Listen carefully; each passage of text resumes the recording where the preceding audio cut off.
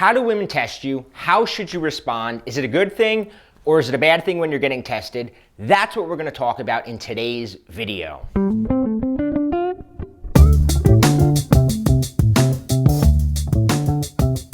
So let's talk about tests. First though, I want to tell you a story about the exact moment that I learned to love being tested by women. It wasn't always this way, in fact. Long ago, I was really clueless to the fact that women were even testing me at all. I didn't know that they tested men. I thought that when a woman got kind of bitchy or she got demanding or said sarcastic things, that she was like signaling to me that they weren't interested, right? That this behavior signaled disinterest. In my naive brain, I thought that would mean I had to up my interest level. I had to show even more interest. I had to try harder to win her over. I had to be a better guy. You would think so. But when I really started paying closer attention, here's what I started to notice. Showing more interest, coddling her, apologizing to her, only seemed to push her further away. The more she got away with, this is number two, the more she got away with, the less respect she seemed to have for me. See, the few times that I actually stood up to them, they seemed to do an almost 180-degree shift. See, a few years back, I'll tell you a quick story.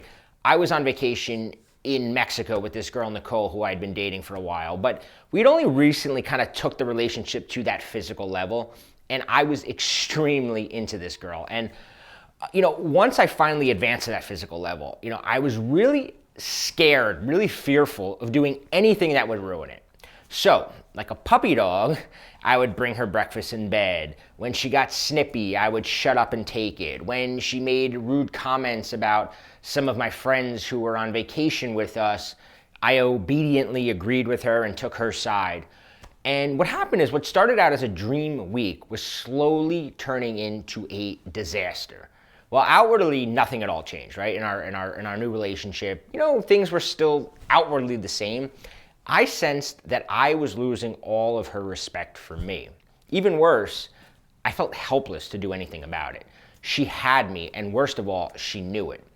I was so terrified of doing anything that might offend her that I was quickly just burying my chances of taking this relationship any further. I decided that the best way to try to win back some of my power was to talk a big game, right? I figured, okay, I can't do anything, so I started kind of bragging about past accomplishments, telling stories, demonstrating higher value, But by this time, the fact was talk was cheap, and it wasn't getting through to her, right? By the end of the week, I had pretty much already come mentally to the conclusion that I blew it, that this relationship was over. I sensed that she was slipping away, and I kind of basically accepted this as my fate. What was interesting is that once I accepted that the fling was probably going to end once the vacation ended, I felt weirdly liberated. The last day of our trip, the two of us got into this debate, right, about our flight home.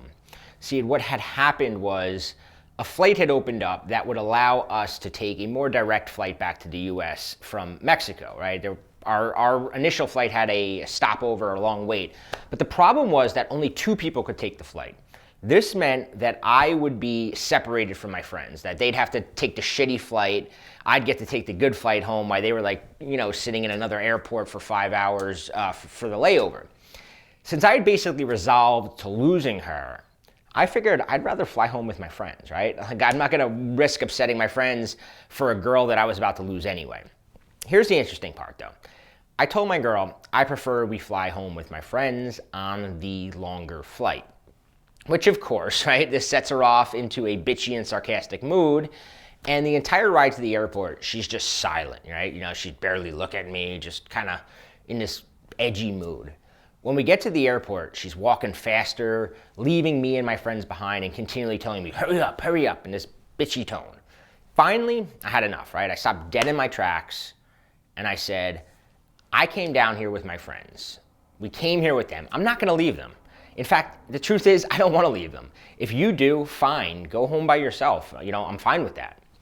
At that point, I had, I turned, right? And I left and I walked back towards my friends. And she walks ahead by herself. But, what happens is, I walk behind her for a while, waiting for my friends to catch up. And what I notice is She begins walking slower and slower. Finally, she stopped and was waiting for me. When I caught up to her, there was just something completely different. She had this different look in her eyes, right? It was just so strange. She began talking to me the way she had been earlier in the week before she turned cold and distant.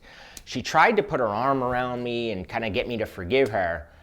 But knowing what I saw, instead I kind of turned my head and silently kept walking. I'm like, I'm gonna play this out a little bit longer. By the time we got on the plane, she was nearly in tears. She was all over me. The more I pushed her away, the more she came on to me. With one small interaction, I had completely reprogrammed and changed the entire balance of power in our relationship. It was at that point I saw the full power of correctly handling women's tests. I am now a firm believer that if she can recognize, and if you can recognize the different tests that women give you, you can actually use them to increase attraction towards you. Where I used to believe that if a woman was bitchy or sarcastic, she wasn't interested, I now believe that when a girl is super nice, chances are she's kind of getting indifferent towards you, right? This is especially true early in an interaction with a woman. You gotta pay attention to this. When she starts saying things like you're a jerk or you're a player, she's testing you. She's testing you to see how you handle yourself. How do you handle yourself under this sort of confrontation? Will you fly off the handle in anger? Will you bow down to her, right? Will you bow down to her? Will you resort to lying? Will you put your tail between your legs and leave? Women are gonna do things to see if you are congruent, right? How congruent you are. If you're presenting yourself as a cool guy, they want to see, is he really that way? They're going to try to shut down your game. They don't want to be open to your escalation if they know that you may not be worth it, right? They want to make you work for it. Now, I hope this encourages you to look forward to tests instead of fearing them. In one of my other videos, I explain a little formula for always passing shit tests. You can find it on my channel. But there's something even more important that I want to tell you about, and that's your mindset. Because if you have the right mindset, right, you need to get your mindset right in order to do any of this. And I highly recommend downloading and going through my Players Paradigm audio program. It's $9, and you can download it at makesmalltalksexy.com/player. And what you'll find in that program is that it gets you thinking in a way that you're not gonna tolerate certain behavior, and you're gonna naturally react the way that you should react, and you're not gonna have to kind of think about it. So check that out, makesmalltalksexy.com/player, and don't forget to subscribe to my channel.